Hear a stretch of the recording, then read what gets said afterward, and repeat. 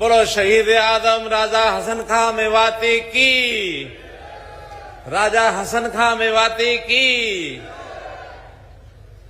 बोलो भारत माता की। आज का ये मुकाम, आज का ये मौका मेवात के लिए बहुत ही अहमियत रखने वाला ये मौका है।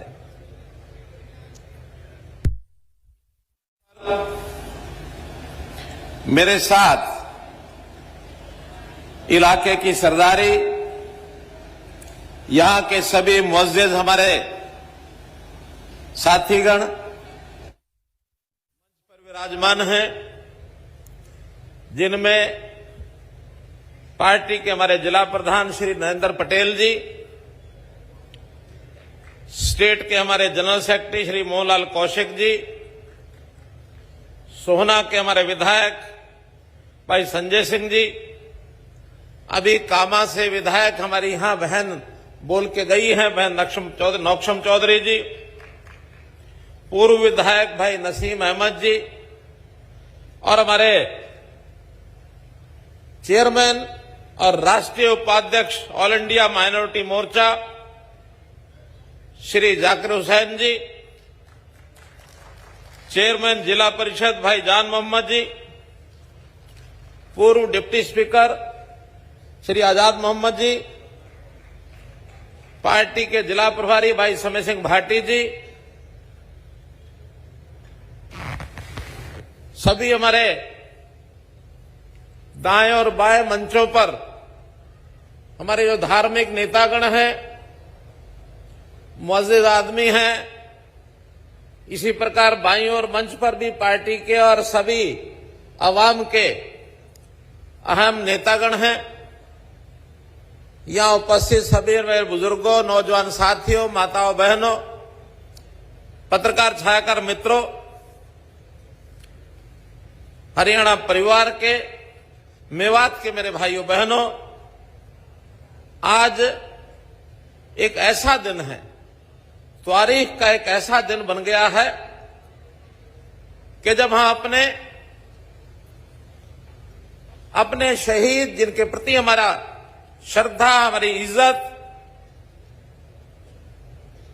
जिनकी याद के लिए हम कोई ना कोई पहचान यहां बनाना चाहते हैं,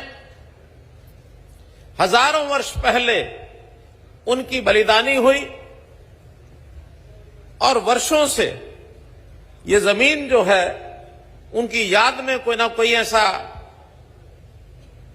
ऐसा कोई मजमून खड़ा किया जाए, हजारों वर्ष से इंतजार कर रहे थे। आज वो इंतजार पूरी हुई और वतन पर फिदा होने वाले शहीद आजम मेवाती हसन खां की मूर्ति का अनावरण हुआ, उनको अनवील किया और मूर्ति को लगा करके आज वो इंतजार पूरी हुई है। आज का दिन आप सबके लिए बहुत मुबारक का दिन है कि हम उनके उस समय के किए हुए काम, उनको आज हम याद कर रहे हैं।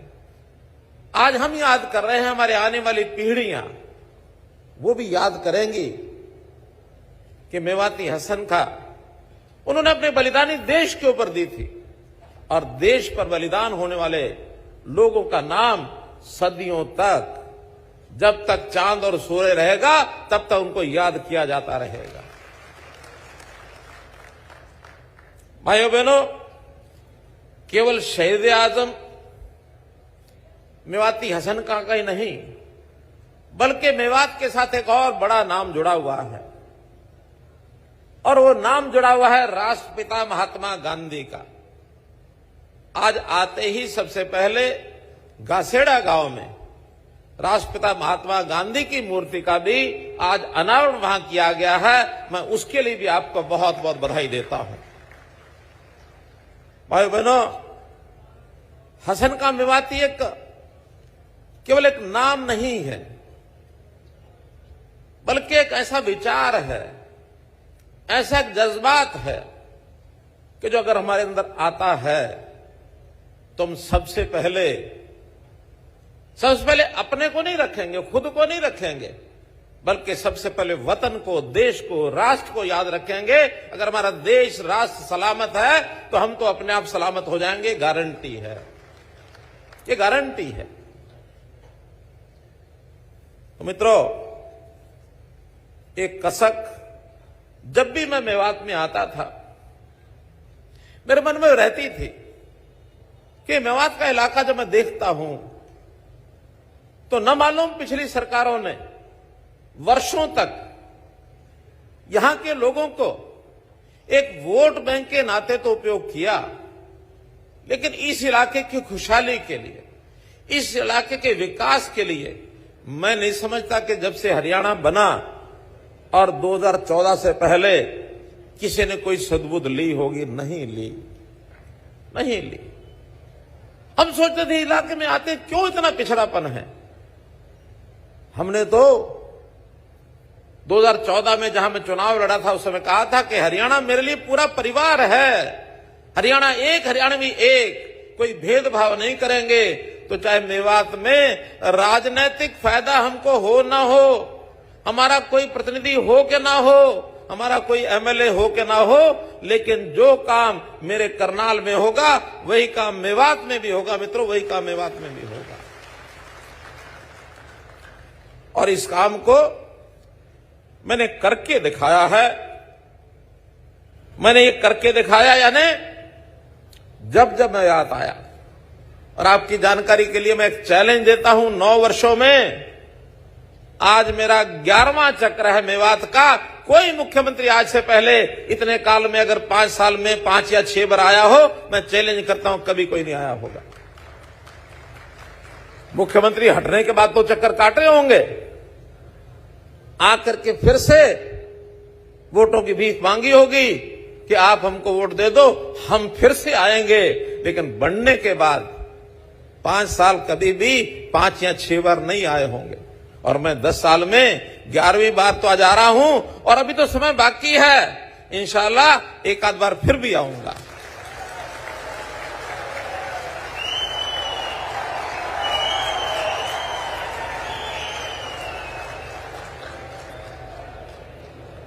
और जब भी आया हूं कुछ ना कुछ विकास की बात करके गया हूं।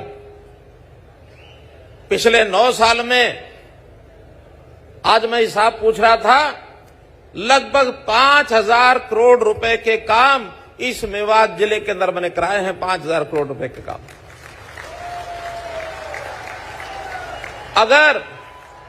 अगर उसमें से 2 साल कोविड के मैं निकाल दूं, क्योंकि कोविड का समय ऐसा था वो कहीं भी काम हम करवा नहीं पाए, आदमी से आदमी मिल नहीं सकता था, कोई जलसा जुलूस नहीं कर सकता था, किसी प्रकार का कोई इजलास कर नहीं सकता था, काम भी बंद हो गए थे। अगर 7 साल में 50 करोड़, मैं 5,000 करोड़ कहूं तो हर साल लगभग 700 करोड़ रुपए का काम हमने कराया है। जैसा बताया अभी जाकिर हुसैन जी ने, हमारे से कोई आकर के ये कहे कि हमको ये जरूरत है, ये दे जाओ, ये ले जाओ, हमने उस पर ध्यान नहीं दिया।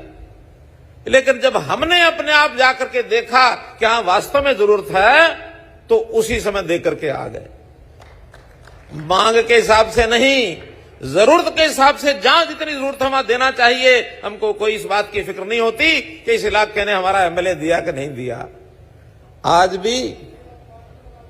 भी जब प्रातःकाल मैं घासेड़ा गांव में गया, उन्होंने कोई डिमांड नहीं रखी। मैंने ही पूछा कि आखिर यहाँ के नौजवान, मेवात के नौजवानों को खेल जो है बहुत ऐसी चीज होती है जो अच्छे रास्ते पर नौजवानों को ले जाता है। मैंने कहा भाई तुम्हारे पास जमीन है? कहने लगे हाँ 8 एकड़ जमीन हमारे पास है। मैंने कहा ठीक है, एक खेल का स्टेडियम हम आपके लिए मंजूर करते हैं। कोई उन्होंने मांग नहीं की। ऐसे ही जब बार एसोसिएशन के अंदर आज वहां उनके फाउंडेशन स्टोन का, नीम का पत्थर रखने के लिए मैं पहुंचा, तो बार एसोसिएशन के लोगों ने मुझे कुछ नहीं कहा कि हमको कुछ चाहिए कि नहीं चाहिए। मैंने कहा देखो भाई, बार एसोसिएशन के खर्चे होते हैं। कितनी सब डिवीजन है? कहने लगे 3 है। 3 सब डिवीजन, 1 जिला हेडक्वार्टर, 4 बार एसोसिएशन। आते आते मैंने उनको कह दिया कि आपकी हर सब डिवीजन के लिए 5 लाख रुपया और जिले की बार एसोसिएशन के लिए 21 लाख रुपया, ऐसा 36 लाख रुपया वहां में देके आया था। तो मित्रों, जरूरत हमको महसूस होती है। यहां भी जब जरूरत हमने पूछी, डिप्टी कमिश्नर से पूछी और साथियों से पूछी, कुछ हमारे पास जब ये यात्रा चली थी विकसित भारत संकल्प यात्रा, उसमें भी कुछ चीजें आ गई थी हमारे पास। हमने जाकर के हिसाब किताब देखा कि इस इलाके में क्या क्या जरूरत, कहां कहां जरूरत है, चाहे वो खेती के लिए हो, चाहे वो शिक्षा के लिए हो, तालीम के लिए, चाहे वो हेल्थ के लिए हो, और चाहे वो पानी की जरूरत हो, चाहे वो विकास के कामों के लिए जरूरत हो, चाहे वो बिजली की बात हो, कोई भी क्षेत्र जो जो जरूरतें महसूस हुई, तो मैंने आने से पहले ये विचार किया कि आज मैं जाकर के एक एक चीज बीच बीच में जब जब आती रहेगी उसका मैं खुलासा करता रहूंगा। लगभग 700 करोड़ रुपए की घोषणाएं आज भी करके जा रहा मित्रों। अभी 6 महीने बाकी हैं, 700 करोड़ रुपया लगेगा। डिटेल उसकी मैं बताऊंगा अभी। और उसमें भी हमारे इलाके में बहुत ज्यादा जरूरत होती है कि हमारे बच्चों की, हमारी माताओं बहनों की, इनकी स्वास्थ्य की चिंता करना ये बहुत जरूरी होता है कि उनके खान पान का ध्यान रखा जाए, उनका जो शरीर है स्वस्थ बने और किस प्रकार से तंदुरुस्ती के हिसाब से आगे बढ़े। तो हमारा महिला बाल विकास का जो मंत्रालय है, उन्होंने एक पोषण पखवाड़ा 9 तारीख से 23 तारीख तक घर घर जाकर के ऐसे जो बच्चे हैं जो कमजोर हैं, ज्यादा कमजोर है, वजन कम है, उनके लिए कुछ अच्छी खुराक दी जाए। उस खुराक के लिए एक प्रोग्राम यहां शुरू किया जा रहा है। और मैं कहूंगा हमारे WCD के लोग हैं कि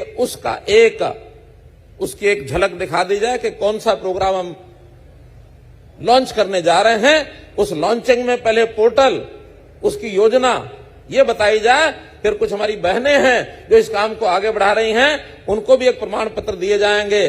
पहले लॉन्च क्या करना है उसकी जानकारी, पोर्टल का लॉन्च बताइए ना। हमारा जो प्रोग्राम है, प्रोग्राम की जानकारी बताओ पहले।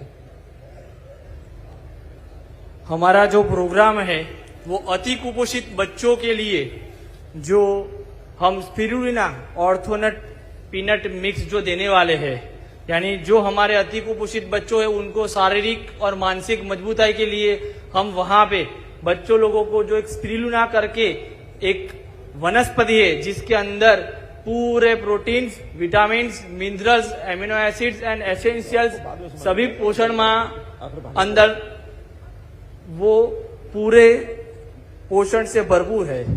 तो हम अभी पहले हरियाणा के अंदर मेवात डिस्ट्रिक्ट के अंदर हम अति कुपोषित बच्ची को पहले फर्स्ट फेज में हम ले रहे हैं और दूसरे फेज में हम मैम चिल्ड्रन यानी जो मैम के लिए अभी नू 1, नू 2, पुनहाना 1, पुनहाना 2 के 400 बच्चों को अभी हम ये मेडिसिन उनको खिलाएंगे।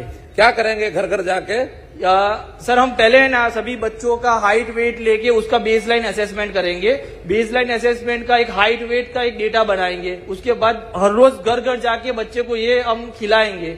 और बच्चों को जो पैकेट है राशन के, जो कमजोर बच्चे हैं उनके घर घर में बांटने का काम इन्होंने लिया है। और जितनी बच्चे ऐसे मिलेंगे हजारों की संख्या में, ताकि हमारे बच्चों का थोड़ा खुराक बढ़े, उनकी तंदुरुस्ती बढ़े, उनका वजन बढ़े, उनका कद बढ़े, ये काम हमारी ये संस्था करने जा रही है। बहुत बहुत धन्यवाद। इसी प्रकार हमारे बच्चों को रोजगार मिले और रोजगार के नाते खास करके पढ़ाई में हमारे बच्चे कैसे आगे बढ़ें। एक बात ध्यान में आती है कि हमारे बच्चे, उनको पढ़ाने वाले अध्यापक, उनकी संख्या कम है। तो मैं आज अपने डिपार्टमेंट को कहा कि मुझे मंच के ऊपर आज ये लोगों को बताना है कि यहाँ जितने अध्यापकों की कमी है, उन अध्यापकों को जो खास करके मेवात जिले के होने चाहिए, उन्हीं का चयन करके और HKR में उनको डिप्लॉयमेंट दो, ताकि 2 दिन 3 दिन। तो मैं विभाग के लोगों को कहूंगा कि आज 1400 लोगों को और जो उनकी भर्ती है इसी समय बटन दबाओ और हो सकता है उनको जो यहाँ बच्चे होंगे या घरों में बैठे होंगे उनको एक संदेश जाएगा टेलीफोन के ऊपर कि आपका सिलेक्शन हुआ है, आगे 3 दिन में 4 दिन में आप ज्वाइन करेंगे। आप चालू करिए इस कार्यक्रम को।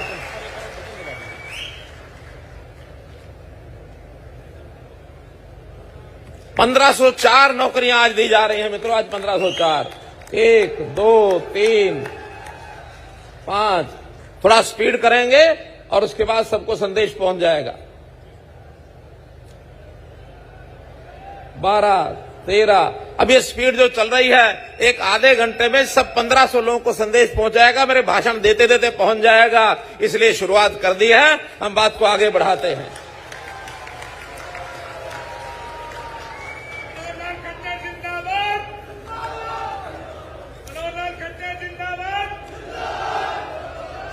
तो मित्रों, इस मेवात को विकास करने के नाते, मेवात को सम्मान देने के नाते, मेवातियों को सम्मान देने के नाते आज जो हमने कार्यक्रम किया है, शहीद राजा मेवाती, राजा हसन खां मेवाती, इनके नाम से और हम लोग आगे जो बढ़ रहे हैं, इस नाम को आगे बढ़ाए रखने के लिए कई योजनाएं और भी हमने दी हैं।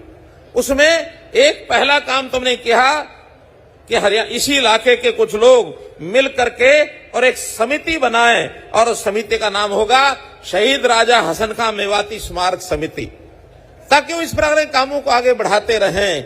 और मैंने यहाँ इलाके के लोगों को कहा कि मुझको आज 5 नाम आप दे दो, ताकि वो 5 नाम आगे और लोगों को भी जोड़ते जाएं। उन 5 नामों जो दिए गए हैं इस समिति के अंदर जो रहेंगे, इसमें हमारे चौधरी जाकिर हुसैन जी पूर्व विधायक हैं, ये अध्यक्ष ऑल इंडिया मेवाती पंचायत और अध्यक्ष मेवात एजुकेशन बोर्ड, इसके भी हमारे अध्यक्ष हैं, ये इनको लीड करेंगे। और इनके साथ श्री रशीद मेव, महासचिव ऑल इंडिया मेव सभा, ये भी हैं यहां, हाँ इधर बैठे हैं, हाँ, तो ये भी इसके सदस्य रहेंगे। इसी प्रकार से सरदार गुरचरण सिंह जी मलिक जो समाज सेवी हैं, नू में बैठे हैं इधर, अभी सुबह मुझे मिल गए थे, उनसे बात हो गई थी, उनको भी हम रखेंगे। श्री जाकिर हुसैन प्रधान जिला बार एसोसिएशन, श्री संजय गर्ग समाज सेवी, ये हमारे नू के, तो ऐसे ये लोग आगे बढ़ करके और इन सबका काम करेंगे।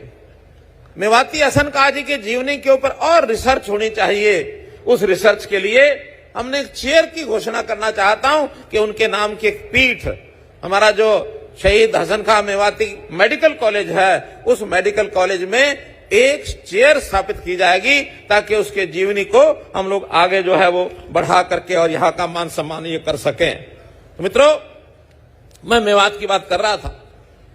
मेवाती हसन का एक नाम है, लेकिन मेवात के लोगों का जो योगदान है, इस देश की आजादी हो, आजादी की पहली लड़ाई 1857 हो, 1857 में देश की आजादी के लिए बहुत लोगों ने यहां बलिदानियां दी हैं। वो कहानी पूरी शहीदी स्मारक अंबाला में बन रहा है, तो मेवात का भी उसमें उल्लेख किया गया है। और एक नई बात जो मुझे पता लगी आज ही, कि देश की रक्षा सुरक्षा में यहाँ के जाबाज सैनिक, यहाँ के अधिकारी, हमारे जो डिफेंस में जाते थे, उनमें से भी बलिदानियां जो हुई, देश आजादी के बाद पहली बलिदानी अगर हुई है तो वो है ब्रिगेडियर मोहम्मद उस्मान, जिनको नौशहरा का शेर कहा गया है। नौशहरा का शेर मोहम्मद उस्मान, जो जम्मू कश्मीर नौशहरा के अंदर और लड़ाई लड़ते हुए देश के ऊपर शहीद हो गए, बलिदान हो गए। और बड़ी बात, देश का पहला महावीर चक्र, बहुत बड़ा एक सम्मान होता है, ये हमारे उस शहीद ब्रिगेडियर मोहम्मद उस्मान को मिला है। तो इस नाते से मैं उनको भी सलाम करता हूं, उनको प्रणाम करता हूं, उनको श्रद्धांजलि देता हूं। भाइयों बहनों, मैं बात कर रहा था 1857 की, तो 1857 की लड़ाई, 1857 की लड़ाई झज्जर के नवाब अब्दुल रहमान खान ने, उनकी शहादत हुई, उन्होंने लड़ाई लड़ी। सब लोग बैठ जाएं, अभी घोषणाएं और होनी हैं। मैंने तो पहले 1-2 घोषणाओं से शुरू किया, अपनी बात करते करते आपको और भी, चाहे वो हमारे कॉलेज होंगे, चाहे हमारे स्टेडियम होंगे, चाहे हमारी सड़कें होंगी, डेवलपमेंट होगा, बहुत कुछ बताने वाला हूं। 700 करोड़ रुपए की अनाउंसमेंट सुन के जाना आप लोग। इसी प्रकार फर्रुख नगर के जो शासक थे अहमद अब्दाली, उन्होंने भी लड़ाई लड़ी और उन्होंने भी शहादत अपनी दी थी। तो मैं मेवात के ऐसे शहीदों को सम्मान करता हूं, उनको अपना नतमस्तक करता हूं। एक प्रश्न खड़ा हुआ कि आखिर संत महात्मा एक सम्मान योजना हमने बनाई है, तो उसमें आज के कार्यक्रम का उल्लेख किया गया है। तो ये तो संत नहीं थे। मैं मानता हूं कि राष्ट्र के प्रति वो संत थे, देश के प्रति संत थे, देश की संस्कृति को आगे बढ़ाने वाले हमारे ये जो मेवाती हसन खां इनका नाम है, राष्ट्रभक्ति की वो जिंदा मिसाल है। मेरे मित्रों, ये इलाका ये हिंदू मुस्लिम भाईचारे का इलाका है और ये भाईचारा हमको आज से नहीं सदियों से बना के रखा हुआ है। हमारा ये मेवात का हर बाशिंदा ये राजपूताना घरानों से संबंध रखते रहे हैं। हमारा मजहब अलग अलग हो सकता है, इबादत का तरीका अलग हो सकता है, लेकिन हमारा भाईचारा ये जरूर हम बना के रखते हैं, हमें बना के रखना चाहिए। इसके लिए भी मैं आपको सलाम करता हूं। दो लाइनें मेवाती हसन खां के समय की जो उन्होंने उस समय बोली, जब वो बाबर की सेना का साथ ना दे करके और उन्होंने जब देशभक्ति की अपनी मिसाल को कायम किया राणा सांगा के साथ खड़े होकर, तो उन्होंने उस समय कहा था, बाबर को कहा था, जनता को कहा था, उन्होंने अपने शब्द क्या थे इस इलाके की जबान में बताता हूं। उन्होंने कहा था, इतकू दिल्ली आगरो उत्कू जैसलमेर, इतकू कालो पहाड़ मेवात को, चलो लड़ो राणा सांगा की गैर। इस प्रकार की भावना ये मेवाती हसन खां बलिदान पर आज याद रखते हुए उनकी सीख को हम अपने जज्बे को अपने अंदर लेकर के आए। मित्रों, भाइयों बहनों, हम लोगों ने मेवात में जो कुछ किया उसकी वानगी बहुत लंबी है। मैं तो एक ही बात कहूंगा कि एक मन के अंदर जो टीस मेरी है कि हमारे भाईचारे को बिगाड़ने के लिए बहुत लोग आएंगे, लेकिन उनकी कोई बात हमने सुननी नहीं है। हमने अपने जो देश विरोधी गतिविधियां करने वाले लोग कुछ आते हैं, उनकी बात न सुन करके अपने देशभक्ति का भाव ये हम अपने अंदर भी रखें और अपने देश के, अपने बच्चों के, उनके मन में भी पैदा करें। हमारी जो तालीम है, हमारी शिक्षा है, उस शिक्षा में भी हसन खां मेवाती जैसे लोगों का चैप्टर अगर उनको पढ़ाने की बात करेंगे तो एक बहुत बड़ा काम ये हमारा हो जाएगा। हमारे बच्चे स्कूलों में जाते हैं, बड़ी संख्या में मैंने देखा है कि यहां पर अध्यापकों की कमी है, वो आज पूरी होगी। 1400 अध्यापक आज हमने दिए हैं और इसी इलाके से दिए हैं। एक बात और मेरा निवेदन है कि हमारे बहुत बच्चे मदरसों में जाते हैं, वहां तालीम लेते हैं। हमारे 135 मदरसे हैं, लेकिन एक बड़ी कठिनाई, एक दुख की बात यह है कि जो हरियाणा का स्कूल शिक्षा बोर्ड है उसके साथ जुड़े हुए नहीं हैं। और जब तक उसके साथ नहीं जुड़ेंगे तो बच्चों को जो आज शिक्षा की जरूरत है, तालीम की जो जरूरत है, उसमें वो पीछे रह जाएंगे। हो सकता है हमारी जो मजहबी तालीम तो ले लेंगे, कुरान पढ़ेंगे, आयतें पढ़ेंगे, पढ़ना चाहिए, कहीं आपत्ति नहीं है, उर्दू पढ़ेंगे, पढ़ना चाहिए, जो भी लैंग्वेज है वो पढ़ें, लेकिन इस देश की, प्रदेश की भाषा और यहाँ के जो मजमून हैं उनको भी सीखना चाहिए। तो जितने हमारे साथी, खास करके धार्मिक नेता बैठे हैं, मैं इनसे कहूंगा कि जो मदरसे हैं उनको हरियाणा स्कूल शिक्षा बोर्ड के साथ रजिस्टर कराएं और रजिस्टर कराने से उन बच्चों की तालीम आज के हिसाब से ठीक होगी और न केवल तालीम ठीक होगी बल्कि उनको मदद भी मिलेगी। हरियाणा सरकार एक तो ध्यान दे रही है गुरुकुलों का रजिस्ट्रेशन करना और एक ध्यान दे रही है मदरसों का रजिस्ट्रेशन करना। हमने उसकी एक स्कीम बनाई है, उस स्कीम की आज मैं घोषणा कर रहा हूं। भाइयों बहनों, अगर कोई मदरसा स्कूल एजुकेशन के साथ अपने आप को रजिस्टर कराता है और बच्चों की संख्या के हिसाब से हम उनको आर्थिक मदद भी देंगे, चाहे वो गुरुकुल हो और चाहे वो मदरसे हो। उसके अंदर अगर 50 से लेके 80 बच्चे अगर उस मदरसे में हैं या गुरुकुल में हैं, उनको साल का 2 लाख रुपया देंगे हम। अगर बच्चे 81 से लेके 100 तक हैं तो उनको 4 लाख रुपया देंगे। भाइयों बहनों, इसी प्रकार अगर वो 101 से 200 हैं तो उनको 5 लाख रुपया देंगे।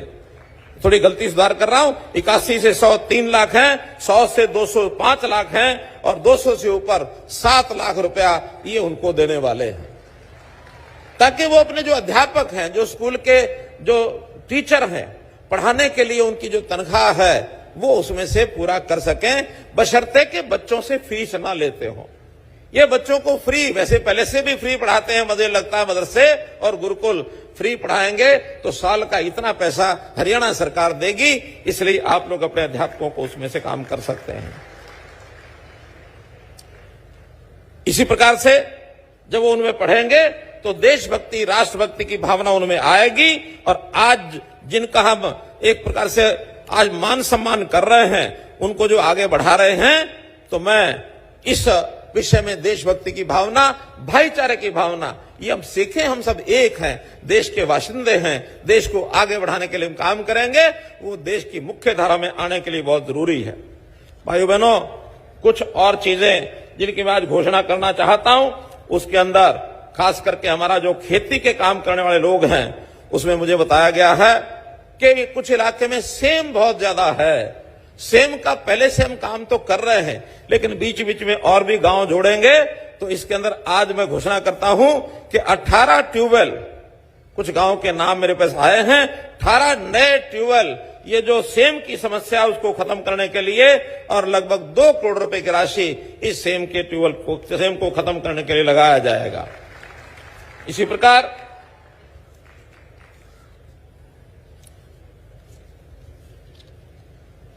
नू के अंदर हमारा जो पशुपालन विभाग है, अस्पतालों की कमी है, तो एक पशु पॉलीक्लिनिक, इसकी स्थापना कराई जाएगी। और पशु पॉलीक्लिनिक जिसके अंदर किसी प्रकार की पशुओं की बीमारी, उसका इलाज करेंगे, इसके लिए 10 करोड़ रुपया ये मैं मंजूर करता हूं भाइयों बहनों। ऐसे हमारा जो इरिगेशन का विभाग है, यानी सिंचाई का विभाग है, सिंचाई के विभाग में भी इंड्री ब्लॉक के अंदर हमारा जो नहर आधारित और सौर ऊर्जा संचालित जो माइक्रो इरिगेशन के प्रोजेक्ट हैं, इसके लिए भी 10 करोड़ रुपया वहां के लिए मंजूर किया जाता है। इसी प्रकार ग्राम गुलालता, खेड़ती, जीता, कैरा, इसमें भी जो सबमर्सिबल वाटर पंप और सौर ऊर्जा को चलाने के लिए वहां की डिमांड अलग से आई हुई है 8 करोड़ रुपया, यानी सौर ऊर्जा, सूर्य से बिजली ले लें, इसके लिए कुल 18 करोड़ रुपया, और इसकी मैं घोषणा कर रहा हूं। फिर गुड़गांवा नहर, राजस्थान लिंक नहर के साथ उथले पुथले ट्यूबवेल की बात आई है। बीआर पुल निर्माण का बादली से जाख तक ये उजीना ड्रेन पर पुल का निर्माण है। फिर एक और डीआर पुल चौड़ीकरण पुनाना से जुरेरा है। फिर कालंजर का पुनर्वास है। फिर उलेटा डिस्टिलरी का पुनर्वास है।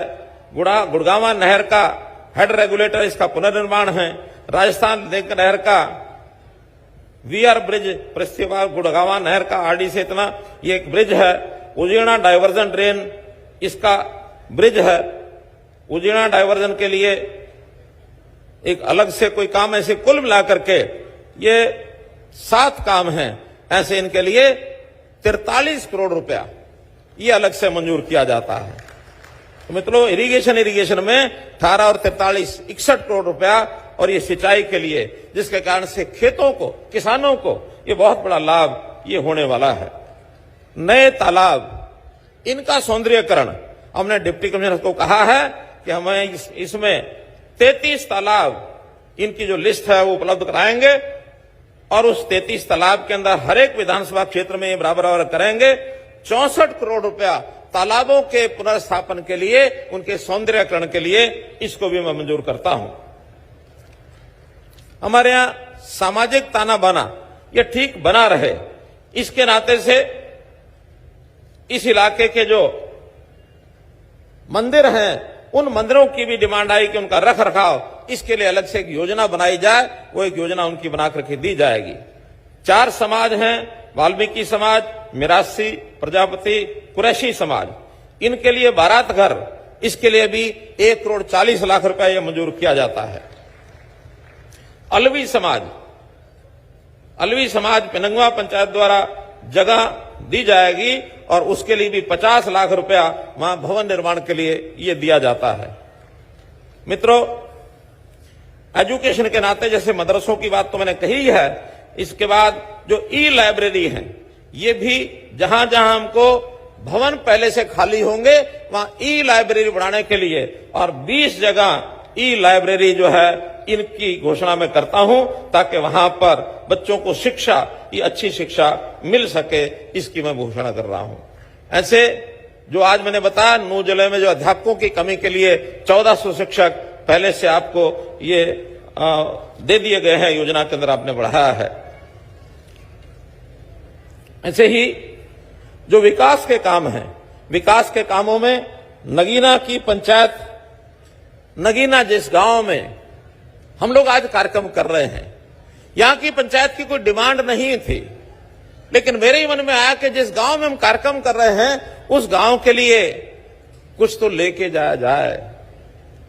तो मैं घोषणा नहीं कर रहा, मैं 1 करोड़ रुपया आज सुबह चलने से पहले नगीना की पंचायत के लिए सैंक्शन करके और वहां से भिजवा दिए गए हैं। तो नगीना की पंचायत को 1 करोड़ रुपया आज मैं भिजवाने के बाद आपको जानकारी दे रहा हूं। इसी प्रकार से कम्युनिटी सेंटर इंड्री, राठीवास, राजपूत, भाजलाका, ऊटो, जौरासी, मोहम्मदपुर, ये शायद तावड़ू ब्लॉक के हैं, तो यहां की सब ये डिमांड। और इसके बाद सड़कें हैं, उसमें तावड़ू ब्लॉक की हैं, नगीना तहसील की और इंड्री तहसील, फिरोजपुर झिरका रेस्ट हाउस है, नूह में पुराना विश्राम गृह को तोड़कर नया विश्राम गृह, ऐसे ही तावड़ू में सर्किट हाउस, फिर रोड्स हैं, पुन्हाना होडल रोड, बैसी से आदका सुडाना रोड, पलवल सोना रेवाड़ी रोड, शिल्खों से अतिताका तक का रोड, होडल नूह पटौदा पटौदी रोड। तो ऐसे कुल मिलाकर जब राशि तो मैं गिनता हूं तो शायद 150 करोड़ से भी ऊपर बनती है। तो इन सब कामों की मैं घोषणा करता हूं कि इन सब कामों को और जो है करा दिया जाएगा। मित्रों, ये काम जो डेवलपमेंट के हैं, ऐसा नहीं कि हम आज घोषणा कर रहे हैं। मैं तो 5 साल में मैंने एक लिस्ट मांगी कि मैंने आखिर 5000 करोड़ जो मैं बता रहा हूं तो उसके अंदर क्या क्या बड़े काम कराए हैं उसकी मैं जानकारी मात्र दूंगा। दिल्ली मुंबई एक्सप्रेस वे, ये जो दिल्ली से मुंबई जा रही है, यहां से साइड से सड़क जा रही है, बहुत बड़ा प्रोजेक्ट है और उसके बनने से हमारे यहां उद्योग लगने की बहुत बड़ी एक संभावना बढ़ गई है। और जो किसान भाई यहां बैठे उनको पता है कि जो जमीन वहां लाखों में थी, आज 2 करोड़ 2.5 करोड़ रुपया एकड़ वहां जमीन बिकने लग गई है। फायदा हुआ कि नहीं हुआ? हुआ ना। तो ये जो विकास के काम हैं, इन विकास के कामों को हम लोग बहुत नजदीक से देखते हैं कि इलाके का विकास कैसे हो सकता है। बड़े बड़े काम चाहे वो केंद्र सरकार करती है, चाहे हरियाणा सरकार करती है। आज एक जानकारी और दे रहा हूं, हमने नितिन गडकरी जी आए थे, हमने कहा गुड़गांव से एक द्वारका की एक्सप्रेस वे जो है वो आप बना दीजिए। बड़ा मजाक करते हैं, आपने तो ऐसा कहा था जैसे छोटी सी बात हो, 150 करोड़ की। उन्होंने हाँ कर ली। बाद में जब डिपार्टमेंट से पूछा, वो कहने लगे 7000 करोड़ रुपया लगेगा। वो कहने लगे मैं तो हाँ कराया, वो कुछ भी लगे देना है। 7000 करोड़ रुपए की वो सड़क बन करके तैयार हो गई है। और एक बात जो आपको मैं सूचना भी देना चाह रहा हूं, परसों सोमवार के दिन 11 तारीख को प्रधानमंत्री खुद उस सड़क का उद्घाटन करने वाले आने वाले हैं, और उन्होंने स्पेशल मुझे कहा कि देखिए गुड़गांव के लोग तो वहां आएंगे ही क्योंकि वहां सड़क है। आसपास के जिले के लोगों को भी बताना, मैं उनसे बात करना चाहता हूं। और उसमें सबसे पहले गुड़गांव, क्योंकि पुराना गुड़गांव जिला ही है अपना, तो उन्होंने कहा कि नूह जिले से लोग जरूर आने चाहिए, फरीदाबाद से आए, झज्जर से आए, रेवाड़ी से आए। तो आपको भी प्रधानमंत्री जी ने निमंत्रण भेजा है। अब इससे पहले जानकारी मिली कि नहीं मिली मालूम नहीं, लेकिन मैं अब जानकारी दे रहा हूं। बैठे बैठे आपके मन में किस किस के मन में हैं, हम बसें उपलब्ध कराएंगे। जिनको लगता है कि परसों प्रधानमंत्री का जो निमंत्रण मिला है उसमें जा करके उनको हम सुन के आएंगे। ऐसे कौन कौन वायदा करते हैं जो परसों गुड़गांव जाएंगे? बोलो भारत माता की।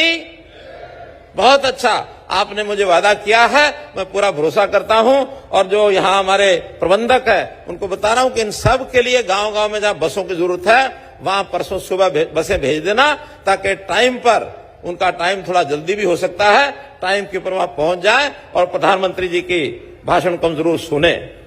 हमने केएमपी कुंडली मानेसर पलवल रोड जो बनाया है, इसका बहुत बड़ा लाभ नूह जिले को भी हुआ है, थोड़ा पोर्शन नूह जिले का भी उसमें है।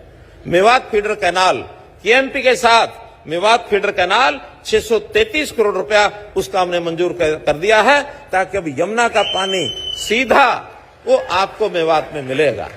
तो पानी की बहुत बड़ी आवश्यकता आपकी उसमें पूरी होगी। और केएमपी सड़क ही नहीं तो उसके साथ साथ एक हरियाणा ऑर्बिटल रेल, ये कॉरिडोर भी बना रहे हैं, एक रेलवे लाइन, ताकि मेवात के इलाके से ही सीधा चंडीगढ़ तक ये रेलवे लाइन जुड़ जाए, सीधा जुड़ जाए।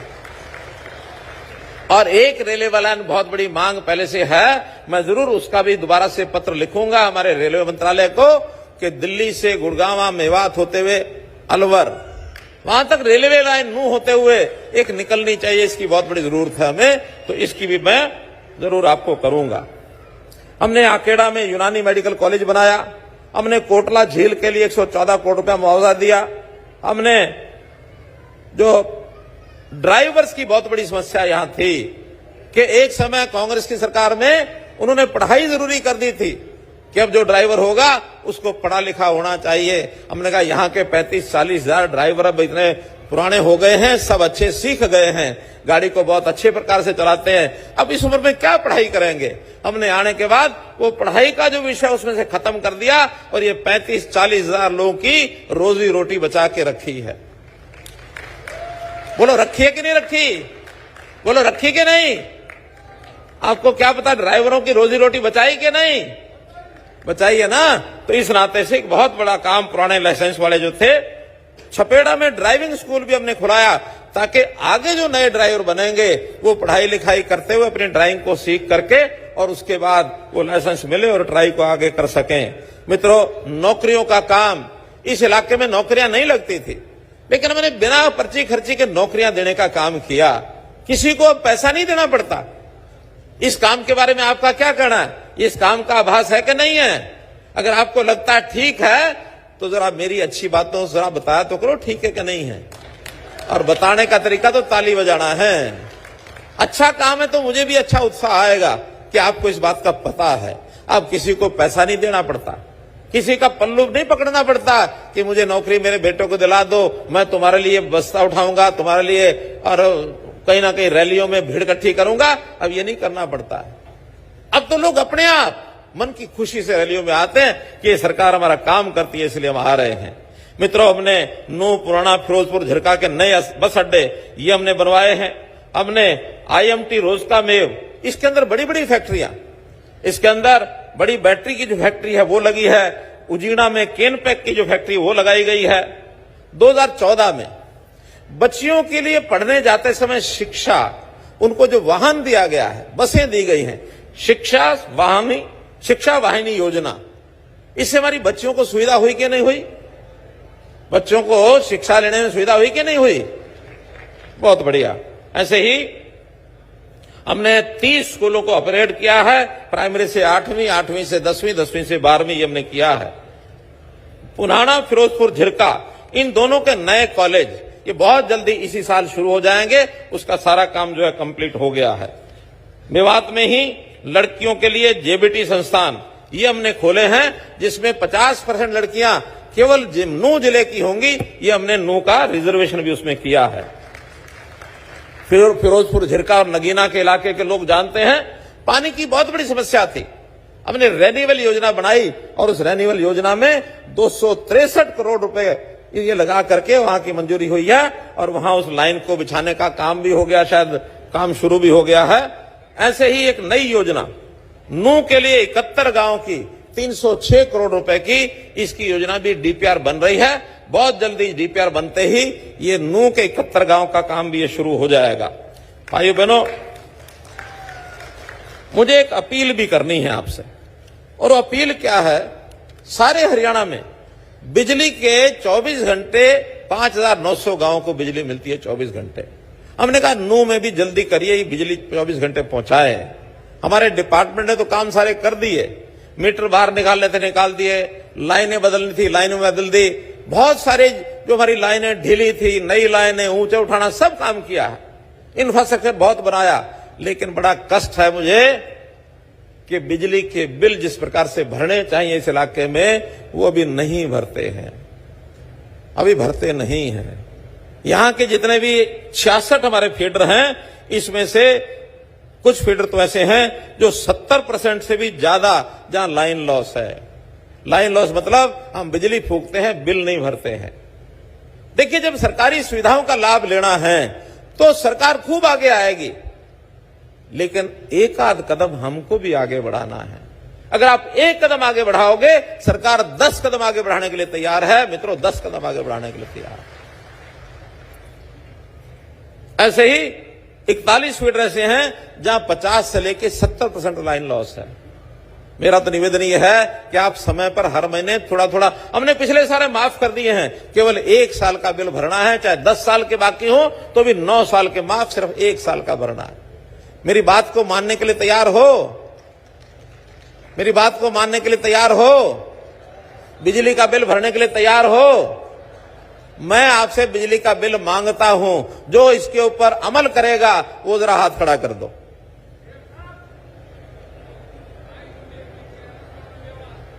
बहुत बहुत शुक्रिया, बहुत बहुत धन्यवाद। बस ये अगर आप कर देंगे तो अगले ही महीने से जहां जहां जिस गांव में बिल पूरे आना शुरू होंगे, उस गांव में 24 घंटे बिजली देने का काम मित्रों ये हम करना शुरू करेंगे। इसी प्रकार से सड़कों का, जैसे मैंने पहले बताया है कि बहुत जो बनी है और नई भी जो सड़कें हैं वो सब हम बनाने वाले हैं। ऐसे ही स्पोर्ट्स के नाते, स्पोर्ट्स की बात भी मैं इसलिए कर रहा हूं कि इलाके में स्पोर्ट्स जैसा एक हमने जो दिया है, स्टेडियम दिया है घासेड़ा गांव में, ऐसे 7 स्टेडियम की लिस्ट मेरे पास और आई है जो पहले से चल रहे हैं, लेकिन उनमें कोच की कमी है, कहीं इंफ्रास्ट्रक्चर की कमी है। तो ऐसे जो 7 राजीव गांधी स्टेडियम है, उसके लिए अलग से 10 करोड़ रुपया मंजूर करता हूं, ताकि वहां के स्टेडियम ठीक कराया जाए और वहां बच्चों को खिलाने के लिए व्यवस्था की जाए। मित्रों, इसी प्रकार जो भी काम आप नया बताएंगे, अल माफिया जिला अस्पताल, ये अल माफिया जिला अस्पताल अभी 100 बेड का है। इसको अल माफिया यानी मांडीखेड़ा, वही ना, मांडीखेड़ा का जो जिला अस्पताल है उसको 100 यानी बेड की बजाय 200 बेड बनाने की घोषणा करता हूं। मित्रों, अकेले इसके ऊपर 100 करोड़ से ज्यादा खर्च आएगा, अकेले इसके ऊपर 100 करोड़ से ज्यादा आएगा। फिर यहां पर कुछ गांव के अंदर, कस्बों में सब सेंटर, पीएचसी, सीएचसी, इनकी भी जरूरत महसूस की गई है। हमने डिपार्टमेंट को यह कहा है कि वो एक बार इसका सर्वे कराएं, एग्जामिन कराएं, और एग्जामिन करा करके जहां जितनी आवश्यकता है उसको मंजूरी दे करके, और अगले 6 महीने में, क्योंकि ये साल अब हमारा इन कामों का ही दिन है, इन कामों के लिए, और वो आगे बढ़ाएंगे काम को, आपको पूरा लाभ होगा। विशेष तौर पर आज मैं स्वागत करता हूं ऐसे सब लोगों का भी जो इस नू के इलाके के अलावा भी हरियाणा के अन्य इलाकों से, और जो मुझे जानकारी दी गई है राजस्थान से, मध्य प्रदेश से, उत्तर प्रदेश, दिल्ली और तेलंगाना, इन प्रदेशों से भी आज लोग आए हैं सैकड़ों की संख्या में। मैं उनका भी हरियाणा के मुख्यमंत्री के नाते से बाहर से आए हुए लोगों का बहुत बहुत अभिनंदन करता हूं, बहुत बहुत उनका भी स्वागत करता हूं। और आज जो मेवात में इतने उत्साह से सब लोग इकट्ठे हुए, इसके अंदर मैं सबको बहुत बधाई भी देता हूं, धन्यवाद भी करता हूं, और अपेक्षा करता हूं कि जैसे मैं आपके साथ कंधे से कंधा मिला के खड़ा हूं, आप भी मेरे साथ कंधा से कंधा मिलाकर खड़ा होने की एक ताकीद करें, एक संकल्प लें, एक इरादा रखें, और उस इरादे से जो काम आज तक जितने हुए हैं और डबल दुगनी गति से आगे काम करने का मैं संकल्प लेता हूं। और हम सब लोग मिल करके नरेंद्र मोदी जी के साथ मजबूत करने के लिए आने वाले 2 महीने के बाद एक मौका है, नरेंद्र मोदी जी के साथ हम खड़े हैं। ये मेवात जिले के लोग भी दिखा दें कि मोदी हमारा नेता है। मोदी है तो सब कुछ है, मोदी की गारंटी है, मोदी की गारंटी है। हरियाणा का आपका जो भाई है, ये आपको विश्वास दिलाता है कि हम आपको भरोसा देते हैं, जो गारंटी उन्होंने दिया उसको पूरा करने का काम मेरा है। बहनों भाइयों, आज महाशिवरात्रि भी है। उस महाशिवरात्रि यानी कल चली गई है, उस महाशिवरात्रि का भी आपको मैं बहुत बहुत बधाई देता हूं, शुभकामना देता हूं। और ऐसे ही आने वाले कल यानी 11 तारीख को जो मुझे बताया गया है कि 11 तारीख को चांद दिखेगा, हमारा रमजान का महीना शुरू होगा। इस रमजान के महीने की भी आपको मैं बहुत बहुत बधाई देता हूं, बहुत बहुत शुभकामना देता हूं। आज इस अवसर पर इतनी सब बात करते हुए अभी कुछ बहनें ऐसी हैं जिनको सम्मान करना है, उनको सम्मान के लिए आप बुला सकते हैं। आपका बहुत बहुत धन्यवाद, बहुत बहुत आभार।